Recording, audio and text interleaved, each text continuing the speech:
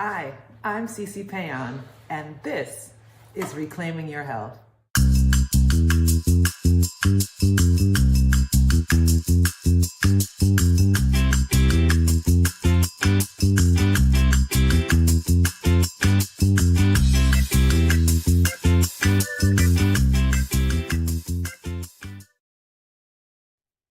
Good evening, everyone. I am C.C. Péan, and welcome to Reclaiming Your Health.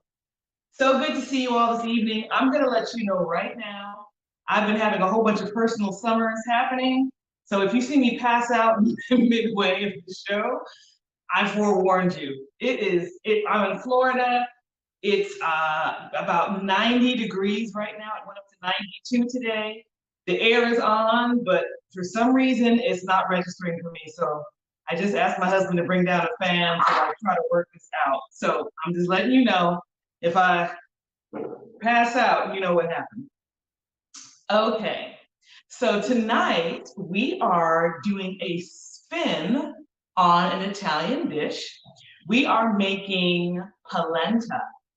We are going to make a Habesha spiced mushroom ragu over polenta. Now, polenta is basically cornmeal.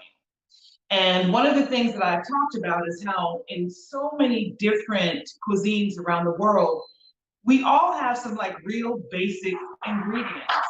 And this particular ingredient it's considered kind of like a peasant food, but it is available everywhere. It's inexpensive, and this is the Italian interpretation of it. Now, one of the things about cornmeal you should know is there are different grades or grains. How should I say that? Different textures. That's the best way to say it. There are different textures of cornmeal. There is an extremely fine cornmeal, which is what I'm most familiar with. That's how I make my cornmeal porridge. That's what I'm going to actually use for this tonight.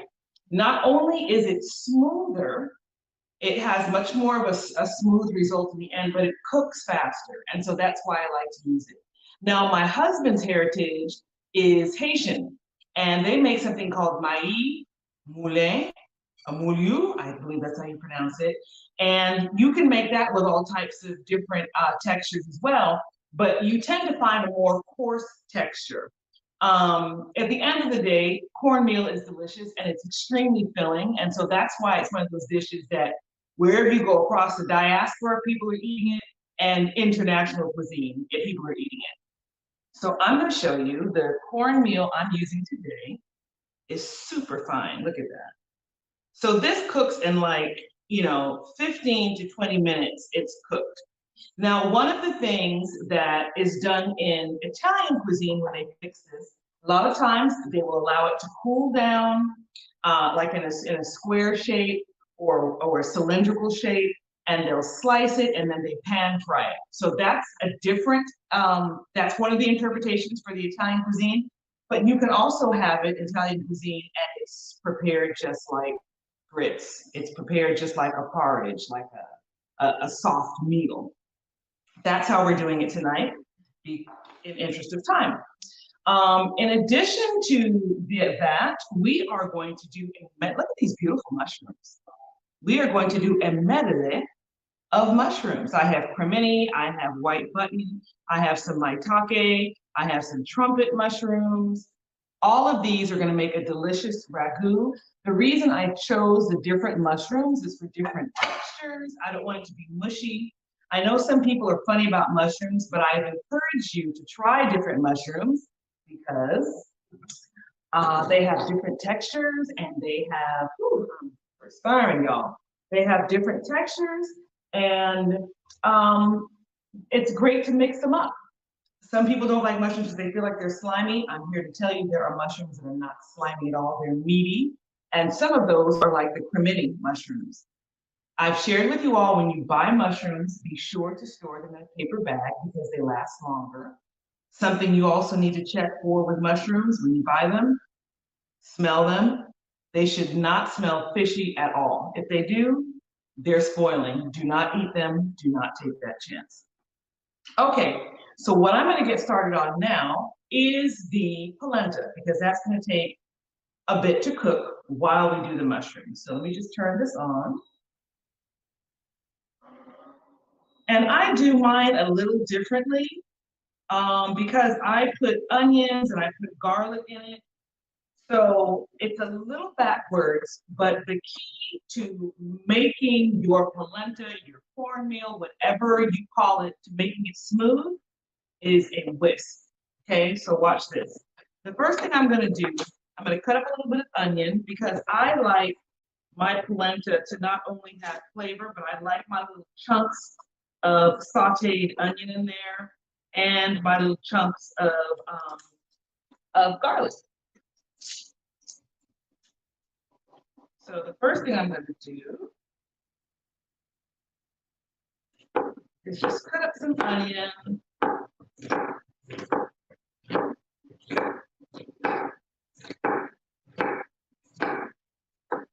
You obviously don't have to do this. You don't have to put onion in it if you don't want to. If you're somebody who has an issue with the texture of onions, or you can use onion powder, of course. What we're going for ultimately is the flavor. I don't have issues with texture, so that's why I'm cutting it up. I'm going to drop a tablespoon of my plant butter in there. And this is already melting and sizzling. I'm going to drop my onion in there.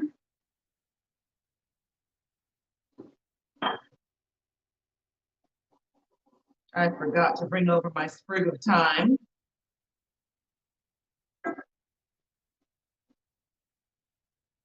Okay, so that's cooking up. The reason I'm also putting this onion and garlic in there is because it infuses the flavor all the way through our polenta. When you cook things like this, unless you season them, they're kind of blah. And I like to build layers of flavor. And I've shared with you all, I like to do that because in building layers of flavor, the less need you have for salt.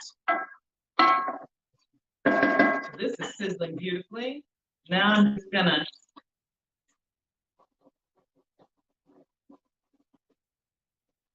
got my garlic. It's gonna go straight in there. This is browning beautifully.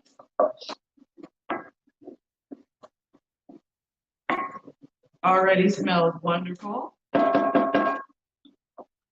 Okay, now I'm going to take my cornmeal. I have a cup of cornmeal. Just mixing that in. The butter and the onions. Kind of toasting the cornmeal a bit, actually, is what this is doing. Coating the cornmeal with some of that butter and the onion and the garlic. Okay, to this, we are adding low sodium vegetable broth, 3 cups of that, and a cup of plant-based half and half. Okay, I'm not using creamer, I'm using half and half. If you use creamer, they tend to have sweetness to it. We don't want that. Okay, so that's toasted. Probably can go just a little while longer on this. You should start to smell. You can smell the toasted corn. That's when you know that you're ready to go to the next level. There are dishes on the continent that you actually eat it just like this. Not this particular thing, but a cassava, brown cassava called gari in Ghana. So while we're adding liquid to this, there are people that eat grains like this, finely ground grains, just like this. It's toasted. Okay. So now I'm going to add my 3 cups. And while I do that, I'm going to whisk.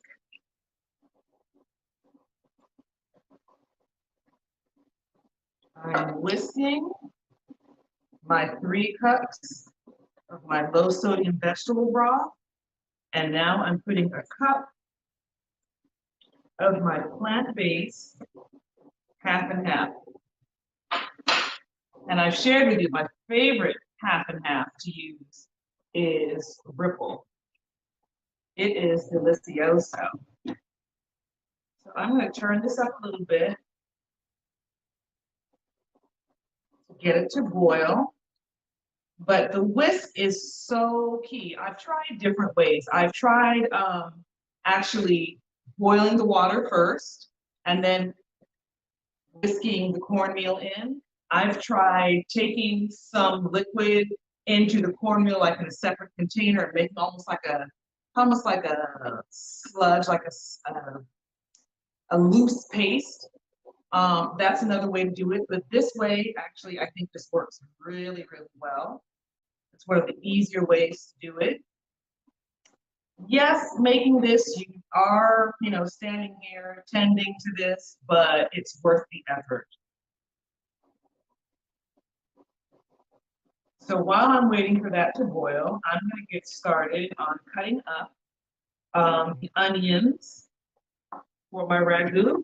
I'm just going to cut a little more of this onion because it's such a big onion.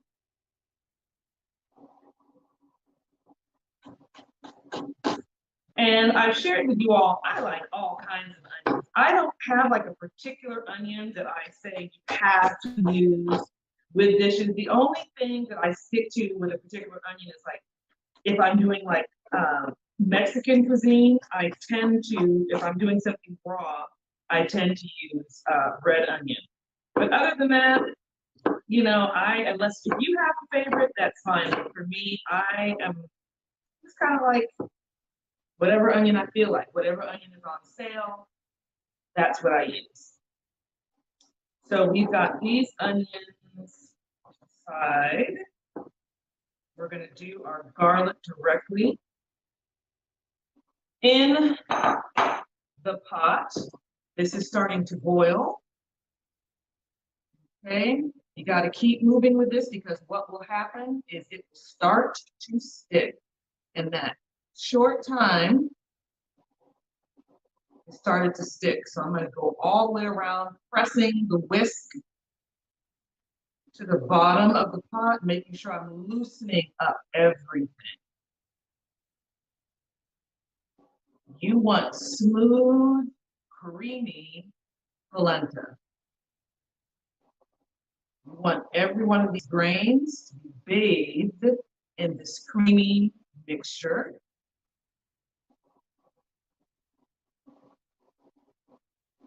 And you can see already, you're seeing the cornmeal come through. That lets you know that it's cooking. It's cooking actually lovely.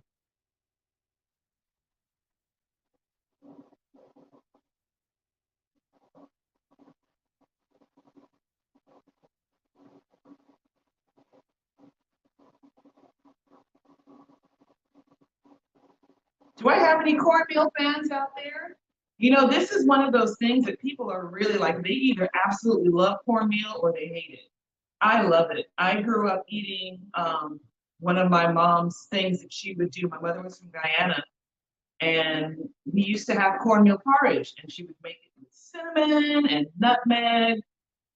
She would put golden raisins in it, and it's something that's very nostalgic for me. I love it. I love it. But I know some people like really do not get down with any kind of porridge thing, especially cornmeal porridge. So you see how this is cooking up? This is cooking up very nice. I'm going to drop the temperature down just a bit.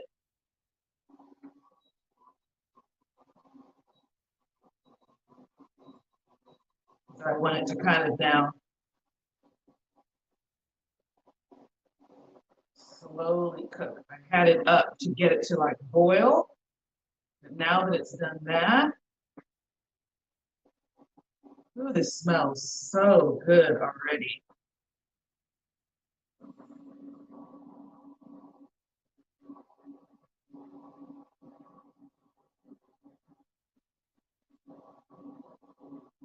Beautiful, beautiful cornmeal.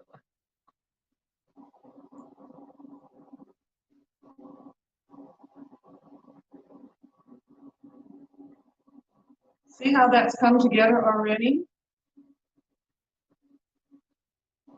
And like I said, if you wanted to make it more along the lines of a traditional Italian polenta, or if you wanted to kind of make it really pretty for plating, I would suggest that you put this in a mold, like a square or a loaf pan or something like that, and you allow it to cool. Once it's completely cooled, you would slice it and then you could grill it, put some nonstick oil, nonstick spray in a pan, and then just lightly grill it on both sides, get a little bit of crispness on it, and then you would ladle this ragu over it, put some bright greens on it, and it would be a beautiful dish. Okay, so this is thickened up quite a bit. I'm still stirring. This kind of reminds me of risotto. Risotto is one of those dishes that it's delicious and it's creamy. It's a bit of work, but it's worth it.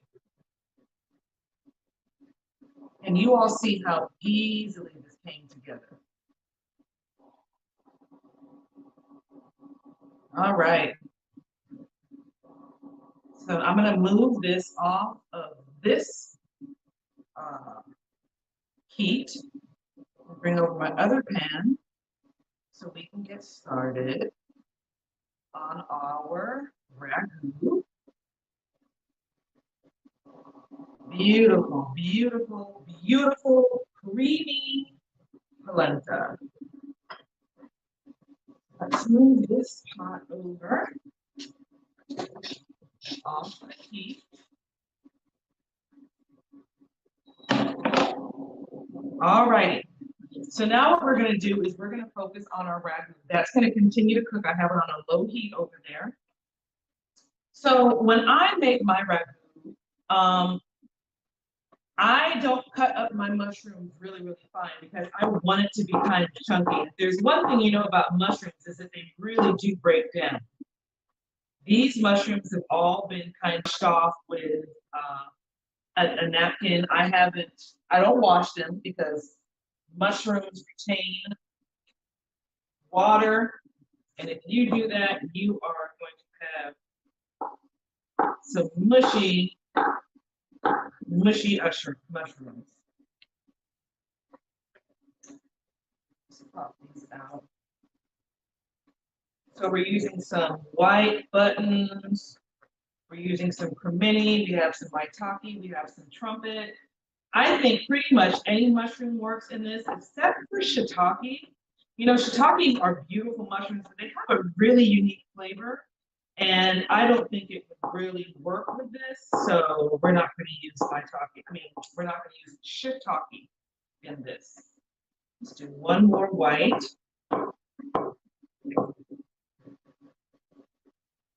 Now we're going to do some of our cremini. Portobellos would also be really nice in this. I would use smaller ones, which I'm going to tell on myself right now. I really don't know if there's a difference between cremini and portobello, but if they are the same thing, definitely use the smaller ones just because you're thinking about the final appearance of your dish and you want some uniformity. You don't want like huge slices of mushroom and then itty bitty slices. You want it to kind of have a uniformity to it. That's warming up. Almost done. We're doing about 4 cups.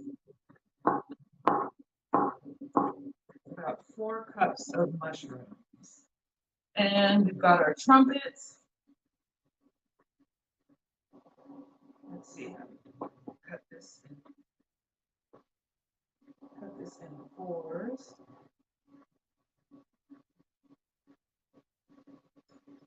Okay. And we also have some maitake. I'm going to wait until the last minute. I'm not going to cut these up. These are just going to go in there because I don't want them to disintegrate. Okay, so now let's turn up the heat.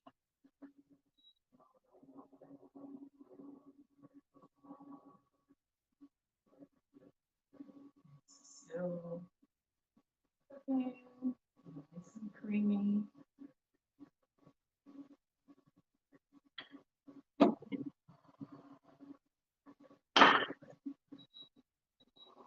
And so you see so far we use 1 tablespoon of the plant butter. I'm going to put a tablespoon in here. What I typically do, like right before I serve my polenta, I will put another tablespoon of plant butter in there just to give it a little bit more creaminess.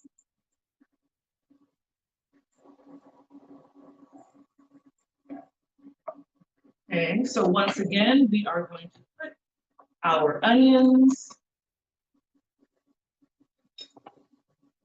Put our onions in there.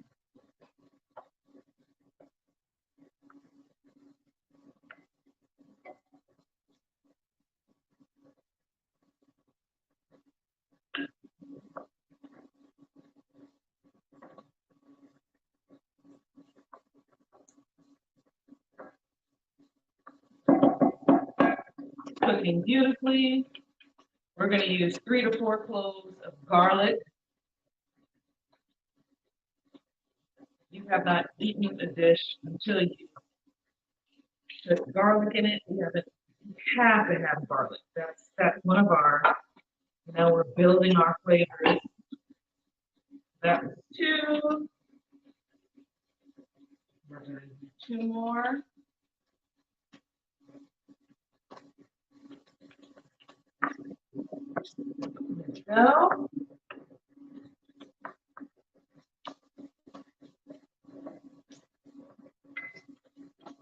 And it smells lovely. And now what we're going to do, people, is we're simply going to drop our mushrooms in this pan. So we have our crimini, we have our white, we even have our trumpet in there that I put into quarts. And we're just going to let this saute. What's going to happen is the steam from this pan, the heat is going to start to break these mushrooms down. Now, we are doing this tonight with one of the agave spices, which is the Habesha spice. But this is just as delicious if you just wanted to do some fresh herbs. I would season these like I would if I were cooking chicken. So like the poultry seasoning, I would use sage, I would use thyme, I would use rosemary. All of those things would be delicious on this as well. If you don't want to use the Habesha spice, I don't know why you wouldn't want to, but if you did not want to, this would be just as delicious with your garlic, your onions, and your fresh herbs. Or even your dried herbs. You can use them dried as well. I tend to like fresh herbs. Okay, I'm going to put 1 more pat of my plant butter in there to help this along. Turn this heat down just a little bit. And I suggested you use a nonstick pan because you don't want these mushrooms to stick and burn. Now, the other thing is you determine how long you want to cook them. I know people that love raw mushrooms. I don't. Those people that love raw mushrooms would probably saute this for like, a minute or 2. I really like mine to break down almost like a stew. So I'm going to let these cook a little while longer.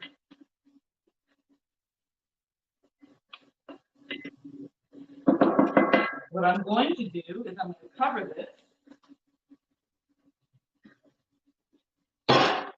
just to let a little steam form and cook through there. While we're doing that, I'm going to clean up a little bit.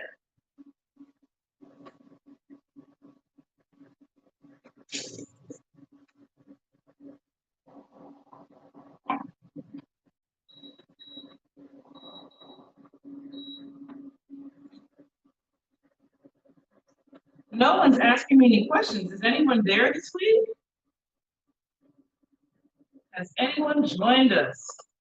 I've really got to do better with letting people know about the show. Now, all of us are weeks get away from us, our time gets away from us.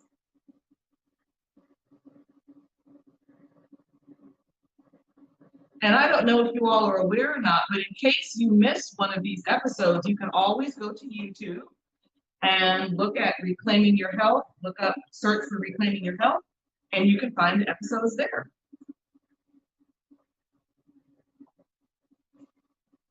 All right, you see that steam that just came off? Beautiful. This is really breaking down beautifully. So at this point, I'm going to add these mushrooms. I'm just going to break them in half, but I'm not going to cut them. Drop these in here. I'm going to cover it up again.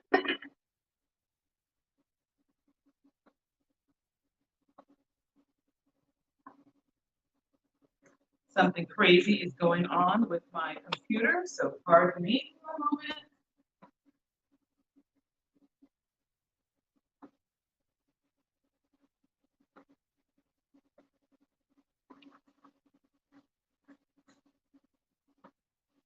This is a rough day, y'all. Computer's tripping. I'm having an extended personal summer. Woo!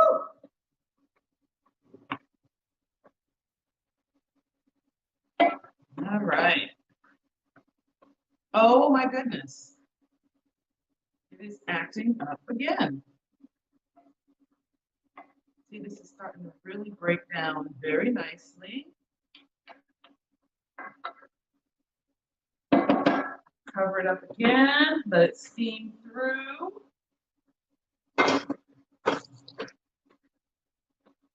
Let me step away for a moment and grab some dried thyme.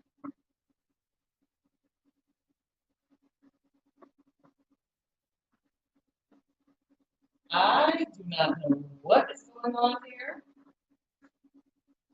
I'm going to grab some dried thyme. I'll be right back.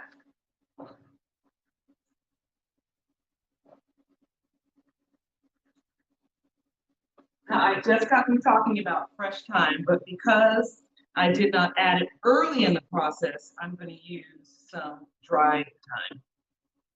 So I'm going to use about a teaspoon's worth.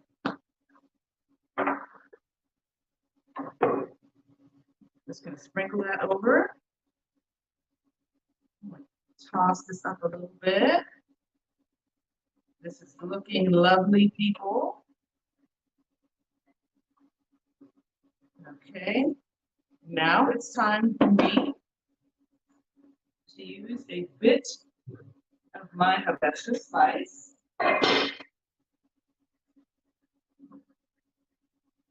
And that's this one right here, off kavefoods.com. Now, depending on your tolerance for heat, you could use a tablespoon. I'm using about a tablespoon and a half.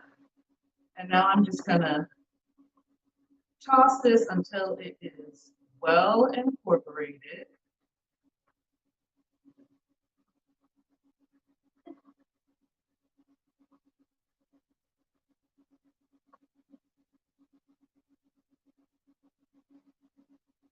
And I'm going to taste for salt. We used a little bit of vegetable broth in the polenta, but we haven't used any salt whatsoever in our mushrooms. So I'm going to taste this and see what we need, if we need.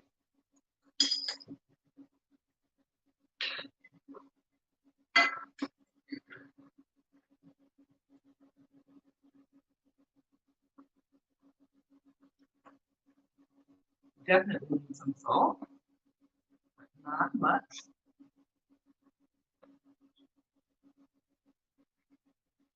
Not much. I'm going to turn this off. I'm going to take a little bit of salt. I'm probably going to use about a teaspoon of salt on this. One of the great things about mushrooms is it really absorbs flavor. So a little bit goes a long way.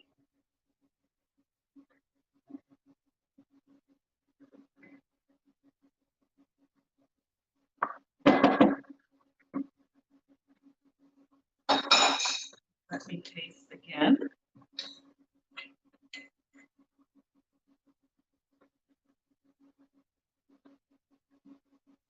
Much better. Much better. One of the last things I like to do is add a little bit of scallion into it for flavor. I don't like it to cook down really. I like to add it close to the end of my cooking. I think sometimes when you cook scallions or green onions, it kind of takes away the flavor. And what am I going to say again? Texture, texture, texture. It also makes us look prettier because you got all these dark mushrooms, and you know, we want to make sure that what we're cooking not only tastes good, is good, but it looks good as well. So folk, you know what time it is. I'm happy with the texture of my polenta. So I'm not going to add any more plant butter to it. I think it's fine just the way it is. We are going to plate now. I'm going to take some of this polenta and put it right in the center of the bowl.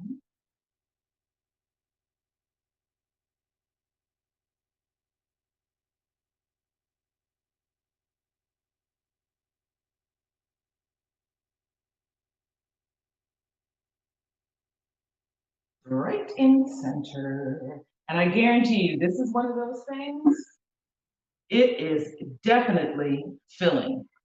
I'm going to use one of these spoons for better control. And so your mushrooms are going to go right in the center of this. You've got this bunch that we didn't break up, we kept it together. That looks so pretty. Got a couple of those bunches that are going to go in here. See, we have the white. I put a couple of these trumpets on there. Such a simple, elegant, tasty. Simple, elegant, tasty dish. Oh my. That is lovely. And finally, I love a beautiful microgreen. I'm giving you all a break from my micro cilantro. And I'm going to use a pea shoot. Just going to place it just like so on top of it. And folk, there you have Habesha spiced mushrooms over creamy polenta. So we have brought the diaspora to a Italian favorite. Instead of the beef ragu or the meat ragu, some people use a pork ragu, we have used mushrooms instead. Isn't that lovely? It is, it is, it is. So thank you for joining me. I'm going to nam this and kill it once I get off camera. But thank you for joining us on, thank you, Melissa. Thank you for joining us on Reclaiming Your Health. We will see you all next week, Tuesday. Hey, Leah. Thank you for joining. Please make this dish. Let me know how it came out for you. Let me know if you did any variations on it. As always, my spices are available at afkavefoods.com. Thank you so much, all of you who have been supporting me and purchasing the spices. These spices were made with love. They represent the African diaspora and world cuisine. And I encourage you, and I always encourage people to really try different things and rediscover your roots, wherever you may be from. Rediscover your roots. Start cooking more traditional foods. Eat foods that are closer to its natural state because that is what's best for you. And see you next Tuesday. Bye-bye.